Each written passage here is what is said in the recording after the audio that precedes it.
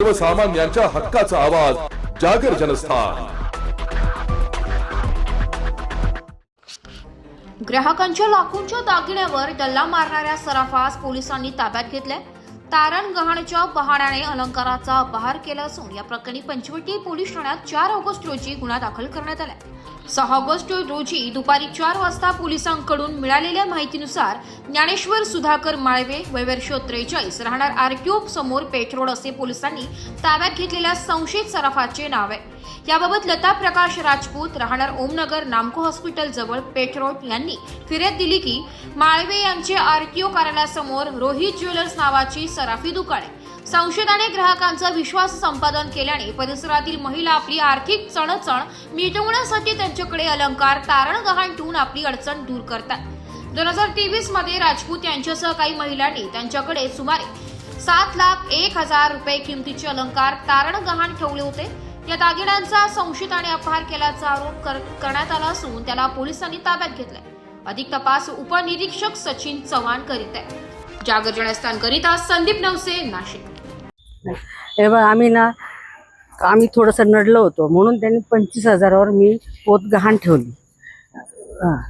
25,000वर गहाण ठेवल्यानंतर मग आमच्याकडे ती पैसे आले बीसी लावल्यानंतर माझी सुने धुणे भांड्याचे कामं करती, माझा मुलगा मार्केटमध्ये कामाला आहे। आम्ही पैसे जमा करून त्याचे 30,000 व्याजासह पैसे दिलेले। तो म्हणे तो देतो म्हणणार मागून काय म्हणे मावशी मला सांभाळून घ्या, मला जरा सहकार्य करा। मग आम्ही दोन वर्ष झाले 3 वर्ष झाले तरी आम्ही सहकार्य करते, तरी तो म्हणे काय सोडून नाही देऊ राहिला आमचे दागिने काय सोडूनच नाही दिलेले। मग त्याच्यानंतर आता त्यांनी सगळ्या लोकांचे दागिने बुडवू राहिला म्हणून आम्ही एक कंप्लेंटही केल्या, त्याची काही पहिली दखल घेतली नाही। आता आम्ही डायरेक्ट आता पोलीस स्टेशनमध्ये आम्ही आता कंप्लेंट 25 पोलीस स्टेशनला कंप्लेंट करून राहिलो। काल दिनांक 5/8/2025 रोजी पंचवटी पोलीस या ठिकाणी गुन्हा रजिस्टर नंबर 379/2025 भारतीय न्याय संहिता कलम 318(4) 316(2) प्रमाणे गुन्हा दाखल झालेला आहे। यामध्ये आरोपीचे नाव आहे ज्ञानेश्वर सुधाकर माळवे, राहणार कौशल्य मंगलकाराच्या पाठीमागे पेठरोड, नाशिक। यांचे रोहित ज्वेलर्सच्या नावाने आरटीओ ऑफिसच्या जवळ दुकान होते ज्वेलर्सचे, जे तक्रारदार फिर्यादी यांच्याकडून 2022-23-24च्या दरम्यान सोन्याचे दागिने गहाण स्वरूपात स्वीकारले। सदर दागिने स्वीकारल्यानंतर काही रक्कम तक्रारदाराला गरजेची होती त्यांना दिली। त्यानंतर तक्रारदार ते गहाण ठेवलेले सोने सोडण्यासाठी त्यांच्याकडे गेले असता जो आरोपी आहे माळवे त्यांनी ते दागिने परत देण्यास नकार देऊ लागला, ओढाओढीचे उत्तर देऊ लागला। साधारण हा प्रकार 2 ते 3 वर्ष चालला। मग तक्रारदार फिर्यादी यांच्या लक्षात आलं की काहीतरी फसवणुकीचा प्रकार दिसतोय। मग यातील तक्रारदार पंचवटी पोलीस स्टेशन या ठिकाणी आले। त्यांनी मुद्देमाल जो सोन्याचे दागिने होते, तारण पावत्या होत्या, हे आम्हाला दाखवल्या। त्यानंतर माननीय वरिष्ठ पोलीस निरीक्षक गजेंद्र पाटील सर यांनी तात्काळ गुन्हा दाखल करण्याच्या सूचना दिल्यानंतर वरीलप्रमाणे गुन्हा दाखल झाला। सदर गुन्ह्यामध्ये एकंदरीत 18 तोळेच्या आसपास जे सोन्याचे दागिने ते गहाण स्वरूपात स्वीकारलेले आहेत। आरोपीला आम्ही विचारपूस केली, परंतु मुद्देमालाबाबत विचारपूस केल्यानंतर तो समाधानकारक उत्तर देत नव्हता। त्यामुळे त्याला